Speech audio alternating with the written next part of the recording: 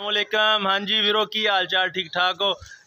मरियम नवाज साहिबा का इकदाम बड़ा सानू अच्छा लगा, बड़ा पसंद आया सानू। सुथरा पंजाब के नाम तो जी इन्होंने एक तहरीक चलाई है।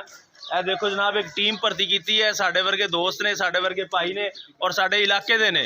ये माशाल्लाह हफ्ते दे विच एक दिन आते हैं और आके गलियां की सफाई तुसी चेक करो, किन्नी बेहतरीन माशाल्लाह सारी गली इन्होंने इस तरह हर पिंड दे विच जांदे ने हफ्ते दे विच एक दफ़ा। जिहड़ी भी हुकूमत होवे अच्छा काम करे, उन्होंने तुसी सराहो, उन्होंने शाबाश दवो ताकि वो दोबारा अच्छा काम करन। साडे मुल्क दे विच ये लत्तां खिच प्रोग्राम है ना जिहड़ा कि दूसरी पार्टी वाले दूसरी पार्टी का अच्छे काम नूं भी जनाब गंदे लफ्ज़ां दे विच और उहदे विच करप्शन साबित करन दे चक्कर दे विच और इन्हां चक्करां दे विच उहनूं जनाब पीछे कर दिंदे कि जी ये गलत काम है, जी इहदे विच पैसा कमा रहे फलाना कर रहे।